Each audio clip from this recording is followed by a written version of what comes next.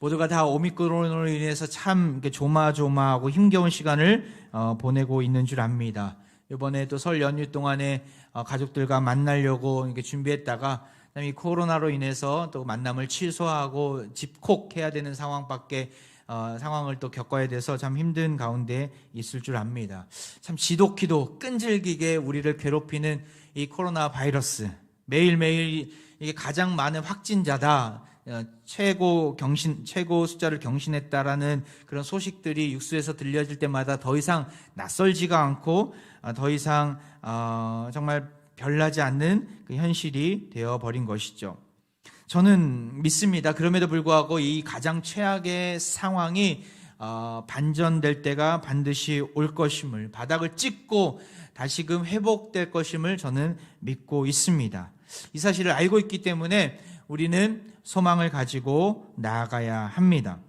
암흑시대에 우리 믿는 자들은 더욱 흔들림 없이 사명을 감당해야 합니다. 앞서 말씀드렸듯이 우리 공동체는 벌써 34년이 지났습니다. 지난 34년 동안 어떤 분들은 30년 넘게, 어떤 분들은 우리 공동체에서 20년, 10년 그 이상 신앙생활을 하셨던 분들은 정말 우리 공동체가 어떻게 주의 일들을 성실하게 신실하게 감당했는지를 알고 있고, 물론 위기와 갈등이 있었지만 정말 주님의 은혜 가운데 다시 일어서는 그런 회복의 역사를 우리가 맛보았음을 다 알고 계실 것입니다.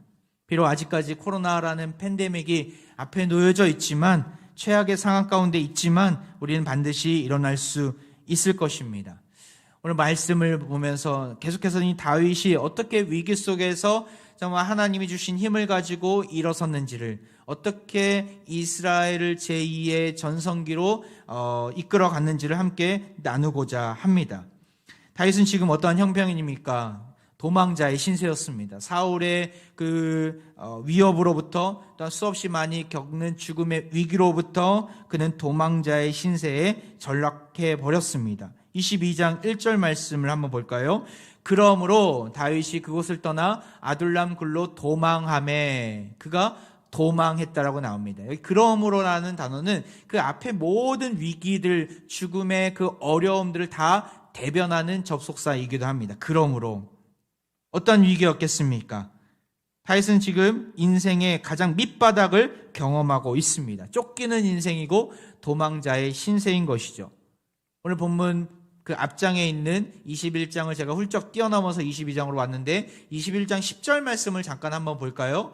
그날에 다윗이 사울을 두려워하여 일어나 도망하여 가드왕 아기스에게로 가니, 수없이 많은 위협으로부터 그는 더 이상은 사울 곁에 있을 수 없구나 판단하고 도망하게 됩니다. 두려운 것이죠. 골리앗을 물맷돌 한 방으로 쓰러뜨렸던 그 다윗의 기세는, 위용은 어느덧 사라지고 온데간데 없고 두려움의 노예가 되어버린 것이죠. 이스라엘 지역은 더 이상 숨을 수 없기 때문에 그가 어떤 지역으로 갑니까? 가드, 블레셋 진영으로 넘어가 버립니다. 외국을 망명처로 삼은 것이죠. 그런데 하필이면 그 망명처가 가드였습니다. 여러분, 가드가 어떤 곳입니까? 제가 지난번 그 골리앗을 쓰러뜨렸을 때 그 말씀을 나누면서 여러분과 함께 가드에 대해서 잠깐 지명도 보고 또한 지도도 본 적이 있었습니다. 이 가드는 어떤 곳입니까? 바로 골리앗의 고향입니다. 가드는 이스라엘의 적의 도시고, 골리앗을 영웅으로 삼았던 가드 사람들은 다윗을 볼 때 어떤 마음이 들었을까요? 상식적으로만 생각해도 다윗을 보면서 저 죽일 놈이다 라고 여기지 않았겠습니까? 블레셋 사람, 그 블레셋 영웅을 죽인 자가 들어왔으니까 그를 향해서 돌을 던지고 그를 모욕하고 그를 의심하지 않았겠습니까? 맞습니다. 그를 의심하기도 했습니다. 그를 스파이나 또한 첩자로 여겼던 것이죠. 골리앗을 죽인 철천지 원수였기 때문에 그러합니다. 신하들은 또한 아기스 왕, 그 가드 왕이었던 아기스는 웅성웅성됩니다. 사울은 천천히요, 다윗은 만만이라는 그런 소문이 여기까지 들려왔나 봅니다. 그들은 그것을 언급하면서 그 다윗을 향해서 의심의 눈초리로 바라보고 있는 것이죠.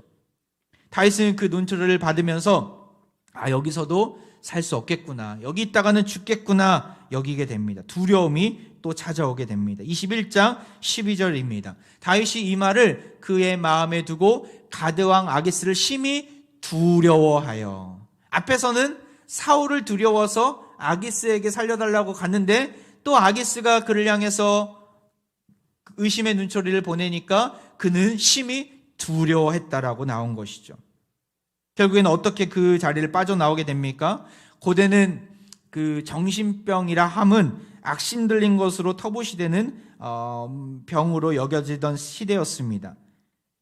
왕궁은 물론 마을에서도 정신병 걸린 사람은 악신 들린 거야 하면서 쫓아내었어요. 그래서 그 다윗은 스스로 미친 척하게 됩니다. 정신병에 들린 사람처럼 행세합니다.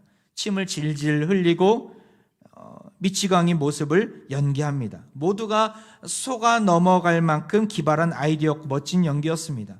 하지만 이것은 다윗에게 있어서 매우 정말 우픈 현실이었어요. 여러분, 우프다라는 단어를 아십니까? 겉모습은 웃기고 너무나 재미있지만 속으로는 너무나 슬픈 마음이었다라는 거예요. 우픈 현실이었어요.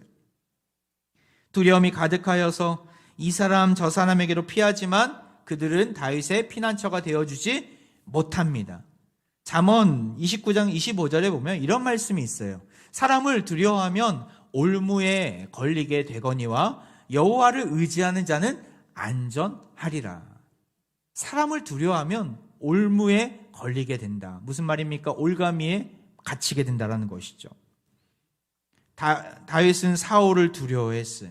그래서 거기서 빠져나와서 아기스에게 갔지만 아기스로부터도 의심의 눈초리를 받고 아기스도 두려워하게 됩니다. 그는 지금 옴짝달싹 못하는 상황이 되어버린 거예요. 겨우겨우 살아남아서 미치광이 역할을 해서 겨우겨우 광야로 빠져나오게 됩니다. 왜 그가 이렇게 인생의 나락으로 떨어지게 된 것입니까? 다윗은 사람을 의지했습니다. 그 완벽한 다윗의 왕은 한순간에 일어나지 않습니다. 여러 훈련의 단계를 거치는데 이 단계 속에서 다윗은 사람을 의지했다는 거예요. 가드왕 아기스에게 가면 사울이 나를 죽이려고 했지만 가드왕 아기스만큼은 나를 살려줄 거야 라고 그는 생각했던 것이죠. 하지만 그것조차가 헛된 꿈이었습니다. 다행히도 다윗은 이 시기에 하나님을 만나게 됩니다. 하나님을 의지하게 돼요. 다윗은 믿음의 사람이었어요. 그래서 이 시기에 썼던 시편이 있어요. 바로 시편 34편 말씀이에요. 사무엘상 21장과 22장 사이에 들어가는 그 시편이 바로 이 시편 34편 말씀인데 그 제목이 있습니다. 여러분에게도 그 시편 말씀을 찾아보면 그 위에 제목이 적혀 있을 텐데 이런 제목이 적혀 있습니다. 다윗이 아비멜렉 앞에서 미친 채 하다가 쫓겨나서 지은 시. 이 아비멜렉은 블레셋 왕, 가드 왕을 지칭합니다. 바로 그 앞에서 미친 채 하다가 쫓겨나서 그가 지은 시였어요. 다윗은 솔직하게 고백하고 있습니다. 한번 볼까요? 6절에 이런 고백을 하고 있습니다. 이 곤고한 자가 부르짖음에 여호와께서 들으시고 그의 모든 환난에서 구원하셨도다. 하나님이 살려주셨다라는 거예요. 그리고 7절에 여호와의 천사가 주를 경외하는 자를 둘러진치고 그들을 건지시는도다. 이 말할 수 없는 이 고통 속에서 하나님께서 천사를 보내오셔서 나를 둘러치고 그리고 나를 건져주시는 그런 하나님의 은혜를 그는 경험한 것이죠. 8절에도 나옵니다. 너희는 여호와의 선하심을 맛보아 알지어다. 그에게 피하는 자는 복이 있도다. 그는 이 시기 속에서, 이 고난이 많은 시기 속에서 하나님의 선하심을 경험하고 하나님께 피하는 것이 가장 복된 인생이구나, 이것을 알게 됩니다. 진정한 피난처는 하나님이심을 고백하고 있는 것이죠. 그 어떤 사람도 우리 인생의 피난처가 될 수 없음을 다윗은 깨달은 것입니다. 그는 나아가 이렇게 고백합니다. 19절 말씀이에요. 우리 같이 한번 읽어볼까요? 시작. 의인은 고난이 많으나 여호와께서 그의 모든 고난에서 건지시는도다. 할렐루야. 의인은 고난이 많아요. 우리는 하나님을 믿고 하나님을 따른다면 고난이 없고 날마다 평탄한 길로 가고 형통한 인생길을 살 줄 알지만 성경은 다윗은 분명히 우리에게 고백하고 있습니다. 고난이 많은 인생길이라고. 그럼에도 불구하고 고난이 많지만, 아픔이 있지만 여호와께서 그의 모든 고난에서 건지신다 말씀합니다. 여러분, 이 사실을 믿으십니까? 비록 우리의 인생길은 의인의 길이고 형통한 길이라 우리가 여기고 있지만 고난이 많은 길입니다. 하지만 감사하게도 그 의인의 길 가운데 누가 계신 거예요? 여호와 하나님이 계십니다. 하나님이 우리와 함께 하심으로 그의 모든 고난, 어떤 고난은 내버려두고 어떤 고난은 함께하고 이런 것이 아니에요. 모든 고난에서 건져주신다 말씀합니다. 여러분 삶 가운데 어떤 고난이 있습니까? 주님을 믿음으로 인하여서 생긴 고난들이 있습니까? 믿음의 길을 걸으면서 이 세상에서 참 많은 어려움을 당하는 일들이 있습니까? 하나님께서는 반드시 그 고난에서 건져주실 것을 믿습니다. 다윗은 인생의 나락으로 떨어졌지만 하나님을 만난 것이죠. 자신의 거짓된 모습, 하나님을 의지한다 하면서도 세상 사람들을 의지하는 모습들을 보면서 자신의 연약함 가운데서도 그럼에도 불구하고 하나님이 나를 건져주시고 나를 살려주셨다는 사실들을 이 시편 34편에서 고백하고 있습니다. 사랑하는 합평 가족 여러분, 우리는 위기 가운데서 누구를 의지하고 있습니까? 누구를 바라보고 있습니까? 사람을 의지하고 있지는 않습니까? 세상 사람들을 바라보는 인생이 아니라, 헛된 것을 쫓아가는 인생이 아니라 여호와 하나님만을 의지하고 따르는 인생 되기를 소망합니다. 그리하여서 우리 주위 사람들에게 뭐라고 말할 수 있겠습니까? 너희는 여호와의 선하심을 맛보아 알지어다. 그에게 피하는 자는 복이 있도다. 이 사실을 내가 경험하고 우리가 만나는 자들에게, 다음 세대들, 우리 자녀들에게, 우리가 이번 또 설 연휴 동안에 만나는 주의 백성들에게 이 사실을 고백하시기를 바랍니다. 하나님께 피하는 자만이 복이 있음을 가르쳐 주시기를 바랍니다.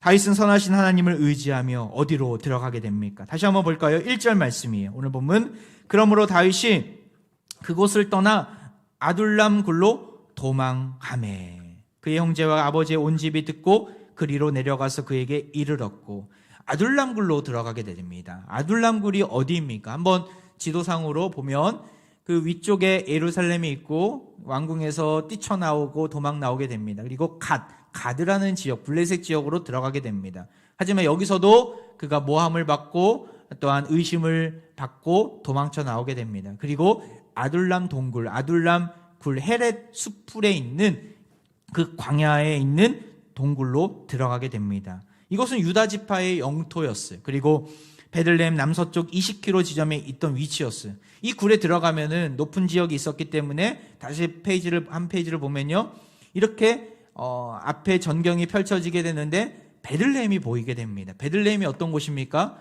바로 다윗의 고향이죠. 자신의 고향을 바라보면서 거기를 가지는 못하지만 그 고향길을 바라보면서 그 아둘람굴에서 숨어있는 다윗의 심정을 여러분 느끼시기 바랍니다.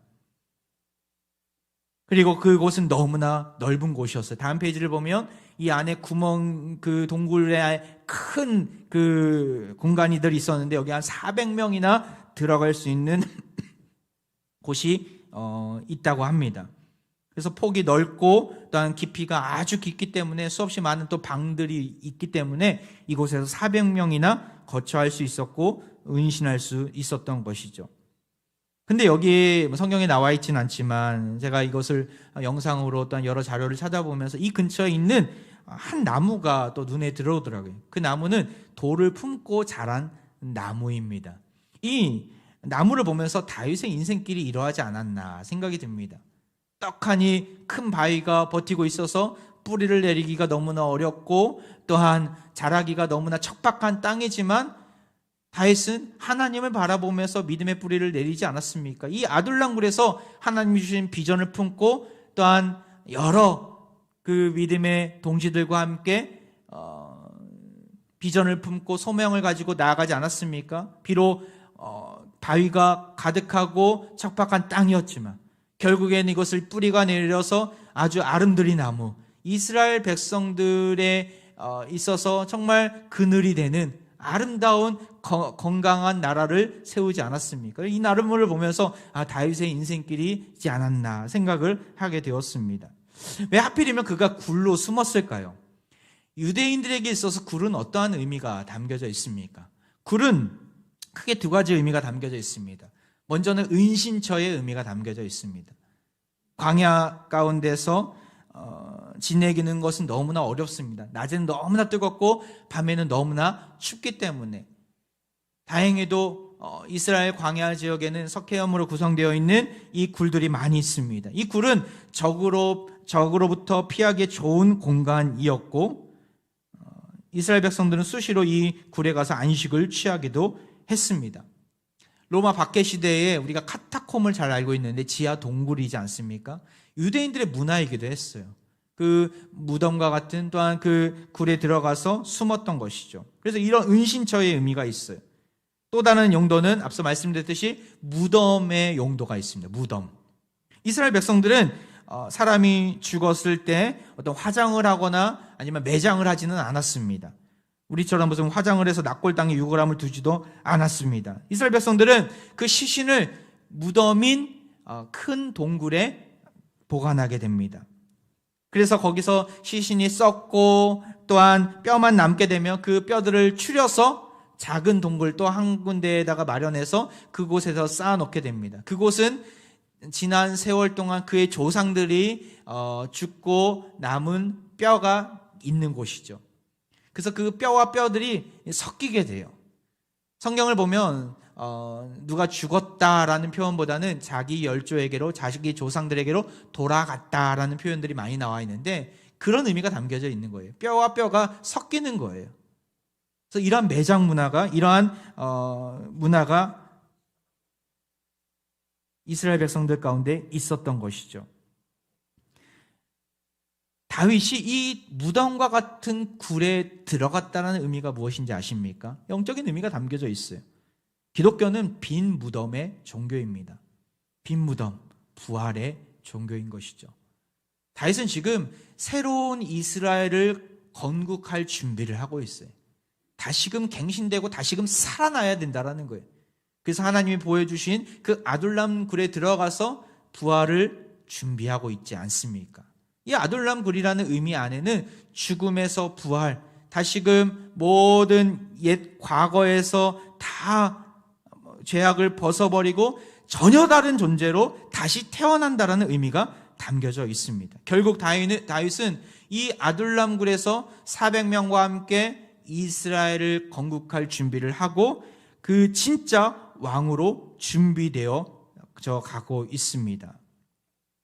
그와 함께한 자들을 한번 볼까요? 어떤 자들이 그와 함께 했습니까? 아주 부하고 또한 유력한 자들, 아주 지위가 높은 자들과 함께 다윗이 나라를 준비하고 있습니까? 건국할 준비를 하고 있습니까? 요즘에 그 대선 그 주자들이 아주 괜찮은 사람들을 이렇게 뽑아서 또 자신의 선거위원회에 이렇게 들어오게끔 하던데 그렇게 지금 다윗이 준비하고 있습니까? 아니에요. 2절을 한번 볼까요? 다윗과 함께한 자들의 목록이 나옵니다. 같이 한번 읽어보겠습니다. 시작. 환난 당한 모든 자와 빚진 모든 자와 마음이 원통한 자가 다 그에게로 모였고 그는 그들의 우두머리가 되었는데 그와 함께한 자가 400명 가량이었더라. 세 부류가 나오죠. 어떤 자들입니까? 환난 당한 모든 자, 빚진 모든 자, 마음이 원통한 자들이었다는 것이에요. 이것을 보면서 그냥 이것을 피상적으로 먹고 살기 힘든 자들이 다윗에게로 그냥 정말 거지 같은 자들이 다윗에게로 다 몰려들었구나 이렇게 생각하고 판단할 수 있는데 그런 의미가 사실은 아닙니다. 왜냐하면 동굴에 갇힌 다윗조차도 지금 먹고 살기 힘든 거 아닙니까? 어떻게 다윗이 먹여줄 수 있겠습니까? 그렇다면 이들이 왜 왔을까요? 이들이 어떠한 목적으로 왔을까요? 이들에겐 공통점이 있습니다. 다윗은 지금 쫓기는 신세입니다. 도망자의 모습인 것이죠. 그의 가족들도 1절에 보면 쫓기는 신세가 되어버렸어요. 그 주위에 다윗을 신뢰하고 사울왕에 이어서 이스라엘 두 번째 왕임을 다윗이다라고 고백한 자들을 사울은 색출하고 처단하려고 온갖 핍박과 회유를 했을 것입니다. 다시 말해서 이들의 공통점이 무엇입니까? 다윗 때문에 어려움을 당한 자들이라는 거예요. 다윗 때문에 환란이 다가오고, 다윗 때문에 빚진 인생이 되고, 다윗 때문에 마음이 원통한 상황 가운데 처해졌다라는 것이죠. 이들에게 있어서 사울은 적이었을 것입니다. 다윗을 죽기보다 싫어했던 사울로부터 이들은 고난을 많이 받았을 것입니다. 그래서 다윗의 가족들도 아둘람굴로 들어오고, 또한 이 세상에서 잘 나가는 자가 아니라 다윗을 신뢰함으로 고난받은 자들이 아둘람굴로 다 나아오게 됩니다. 거기서 모인 것이죠. 결국 이들은 여기서 함께 훈련받고, 또한 다윗과 함께 비전을 품으면서 나중에 보면 다윗이 이스라엘의 제2의 왕으로 등극할 때 모두가 다 1등 공신이 됩니다. 모두가 다 다윗의 평생 동지, 든든한 신하들이 되게 됩니다. 고난의 기간을 잘 인내해서 아둘람굴에서 함께 모였다가 버텼더니만 결국에는 다윗 왕국을 이끌어갈 주인공으로 서게 된 것이죠. 사랑하는 화평가족 여러분, 아둘람굴은 어떤 곳입니까? 이 시대에 바로 교회입니다. 교회. 다윗으로 인해서 고난받은 백성들은 누구를 의미합니까? 바로 예수 그리스도로 인해서 고난받는 그리스도인들을 의미합니다. 예수님 믿으면 모든 일이 다 형통하고 모든 것들이 다 물 흐르듯 잘 진행된다면 얼마나 좋겠습니까? 안타깝게도 신앙생활은 만사형통이 아닙니다. 가시밭길일 때가 너무나 많이 있습니다. 고난이 기다리고 있을 때가 정말 많이 있습니다. 그럼에도 불구하고 우리는 주님이 계신 아둘람굴로 들어가야 합니다. 주님을 나의 피난처로 삼고 세상 사람 따라가는 인생이 아니라, 또한 세상의 휘황찬란한 그 문화를 따라가는 인생이 아니라, 그것들은 다 사울 왕국처럼 몰락할 것이에요. 다 망할 것이에요. 우리는 어떤 인생이 되어야 합니까? 고난이 있고 말 못할 어려움이 지금은 당장은 있다 하더라도 좁은 길, 좁은 문으로 걸어가야 하는 것이죠. 예수님 우리에게 이렇게 말씀하고 있습니다. 마태복음 7장 13절 같이 한번 읽어볼까요? 시작. 좁은 문으로 들어가라. 멸망으로 인도하는 문은 크고 그 길이 넓어 그리로 들어가는 자가 많고. 14절 시작. 생명으로 인도하는 문은 좁고 길이 협착하여 찾는 자가 적음이라. 좁은 문, 좁은 길로 들어가야 합니다. 왜 그렇습니까? 그 길만이 영광의 길이고 그 길만이 생명의 길인 줄 믿습니다. 예수님으로 인해서 핍박해받는 분들이 계십니까? 예전에 우리 코로나로 인해서 예배드린 모든 분들이 검사를 받은 적이 있습니다. 아마 이 자리에도 몇 분 계실 것입니다. 다행히도 그 확진자 이외에 집단 감염이나 이런 분 전혀, 우린 지킬 건 다 지키고 있기 때문에 전혀 이제 없는 상황이었는데, 참 안타깝게도 이제 검사를 받으려면 또 직장 다니는 분들은 이야기를 해야 되지 않겠습니까? 내가 검사를 받아서 지금 나가야 된다고, 아니면 또 내일 결과 나올 때까지는 집에 있어야 된다고. 그러니까 그 이야기를 듣고 직장 상사나 또한 주위 분들이 이야기를 하는 거예요. 너 교회 다녔어? 이 시국에 왜 교회를 갔느냐고 막 따져 물었다라는 거예요. 또 어떤 성도님은 교회에 가서 이렇게 코로나 검사를 받아야 되는 상황이 벌어지니까, 물론 음성 나오고 밀접 접촉자도 아니었는데도 불구하고 일주일 동안 직장 나오지 말라고 그렇게 통보를 받았다고 하더라고요. 얼마나 힘들까. 예배드림 자체가 이 시대 속에서 박해하는 요인이 될 수 있겠구나. 함께 아파하고 함께 기도했던 적이 있었습니다. 이 사회는 과거나 현재나 앞으로도 교회에 대해서는 호의적일 수가 없습니다. 세상은 교회에 대해서 적대적이고 무너뜨리려고 호시탐탐 그 기회를 노릴 때가 많이 있어요. 우리는 환난을 당하고 빚지고 원통한 마음이 있다 하더라도 낙심치 말고 꿋꿋이 아둘람굴에 모여야 합니다. 아둘람굴에서 하나님이 나의 피난처시요 나의 구원자이심을 고백하며 주님으로 인해 고난받는 것을 기뻐할 수 있어야 합니다. 왜 그렇습니까? 수없이 많은 선진들, 믿음의 선진들이 그런 인생을 살았기 때문에 그러해요.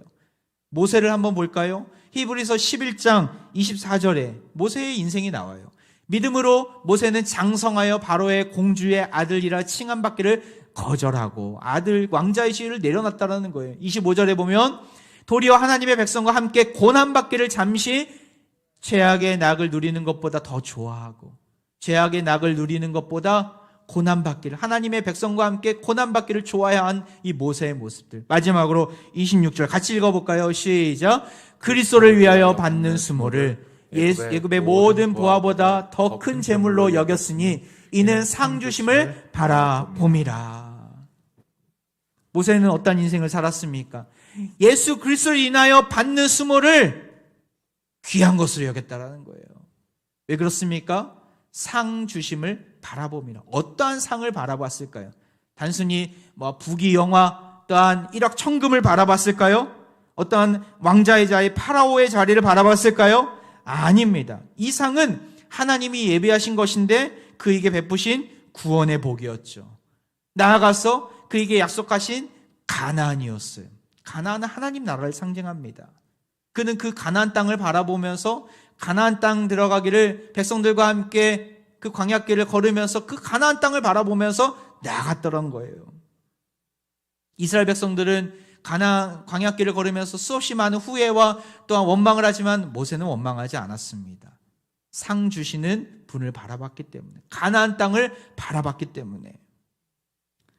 요즘 대학교 정시 모집이 발표가 이렇게 속속들이 들려오고 있습니다. 수험생들이 얼마나 힘들었을까. 우리 수험생들을 생각하면 마음이 뭉클합니다. 결과가 어떻든 하나님께서 반드시 아름다운 길을 열어주실 것을 소망합니다. 고생 많았다고 우리 수험생들을 만나면 이야기하셔야 됩니다.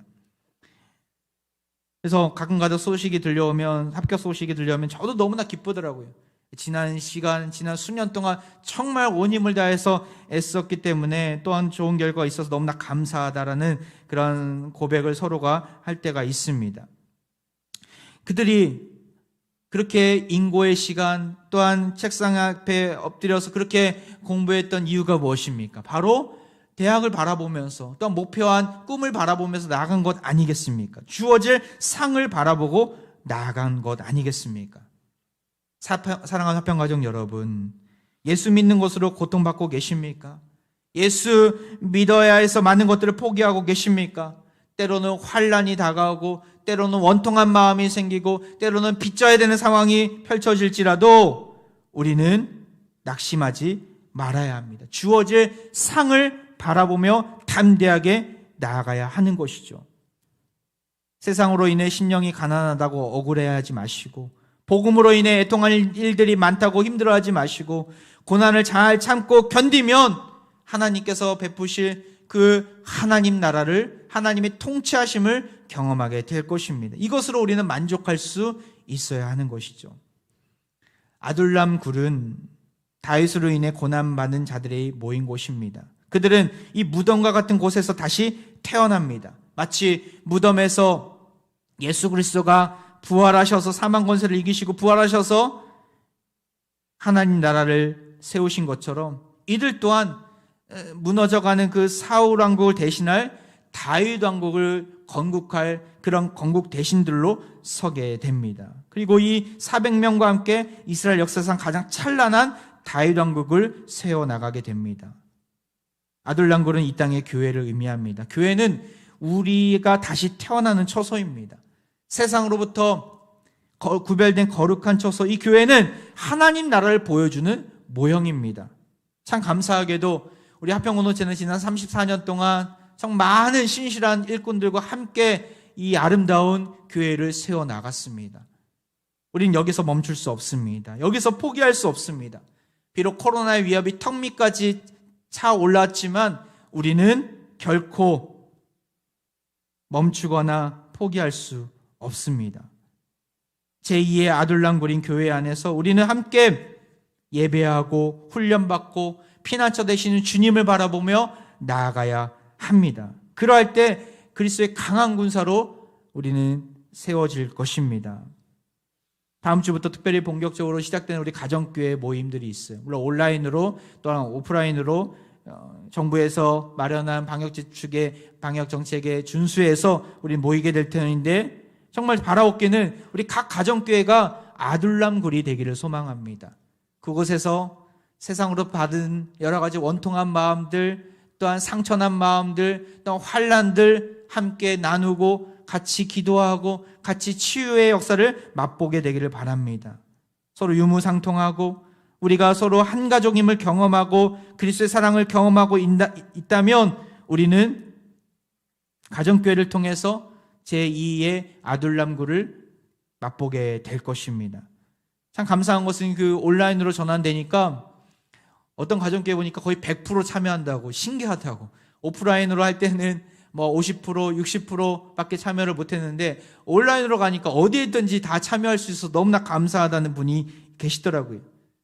모이는 데 힘쓰시기 바랍니다. 우리가 살려면 모여야 합니다. 살려면 함께 해야 하는 것이죠. 그러할 때 우리를 무너뜨리라는 이 사울의 왕국에서 우리는 낙심하지 아니하고 포기하지 아니하고 담대하게 일어설 수 있습니다. 말씀을 정리합니다. 다윗은 미치광이 연기를 통해 도망쳐 나오지만 최악의 그러한 상황 가운데 최악의 인생의 밑바닥을 경험하게 됩니다. 이 최악은 하나님 보시기에 최상의 때였어요. 어떤 무엇을 위한 최상의 때였어요? 하나님을 만나기에 최상의 기회인 것이죠. 우리 삶 가운데 최악이라고 여겨지는 고난 가운데 있는 분들이 있습니까? 코로나나 여러 가지 인생의 어려움으로 지쳐있는 분들이 계십니까? 하나님을 만날 수 있는 최적기임을 기억하시고 아둘람굴로 나아가시길 바랍니다. 주님이 계시고 우리의 피난처가 되어주실 것입니다. 사랑하는 모든 화평의 가족들이 이 아둘람굴 안에서 더욱더 힘있게 주님을 바라보며 하나님이 꿈꾸시는 하나님 나라를 건설하시기를 주의 이름으로 축원드립니다. 이 시간 우리 함께 찬양하며 나아가는데요, 나의 피난처 예수 주님만을 의지하겠습니다. 우리 믿음으로 고백하면서 이 시간 찬양하며 나아가겠습니다.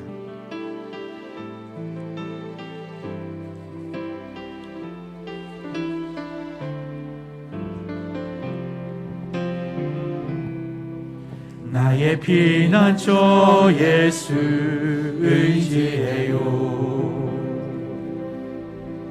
나의 피난처 예수 의지해요.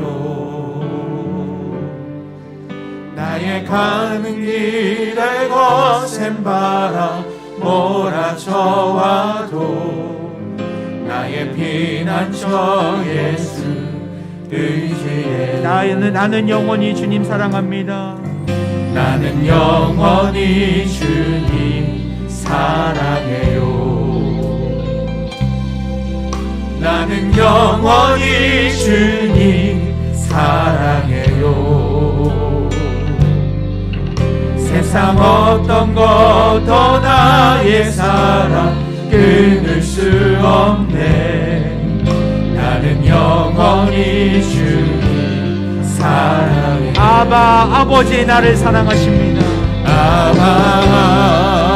아버지 나를 사랑하시니 나의 모든 것 주께 드려요.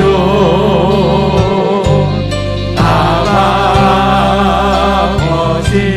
내가 여기 있으니 주님 영광 위하여.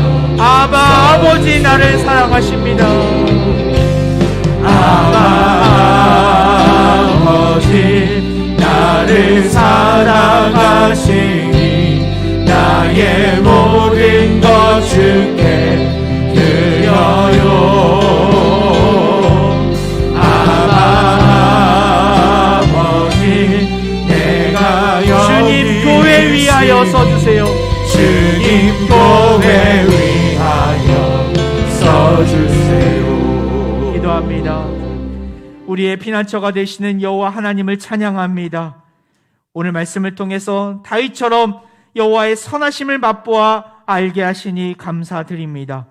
교회 설립 34주년을 맞이하는 이때 우리 화평공동체가 더욱더 아둘람 공동체로서의 역할을 신실하게 감당하기를 원합니다. 회복과 치유의 은혜를 누리게 하시고 교육과 훈련을 통해 사람을 세우고 선교적인 사명을 이루는 거룩한 공동체로 써 주옵소서. 우리 다음 세대들 가운데 하나님 나라의 주역들이 계속해서 배출되게 하시고 세상의 빛이요 하나님의 편지로서 그 역할을 신실하게 잘 감당하게 하옵소서. 이 시간 몸이 아픈 부위에 자신의 손을 얹고 기도합니다. 온 우주 만물에 생명을 주시고 생기를 불어넣으신 주님, 이 시간 온갖 질병과 병고의 아픔에서 허우적대는 환우들에게 생명을 불어넣어 주옵소서. 주님의 치유의 손으로 지금 만져주시고 보혈로 저들의 아픔을 깨끗하게 씻어 주옵소서. 병들고 아픈 모든 부위가 다시 정상적인 기능을 발휘하여 새롭게 솟게 되는 은혜를 부어 주옵소서. 우리의 피난처가 되시는 예수 그리스도의 이름으로 기도하옵나이다. 아멘.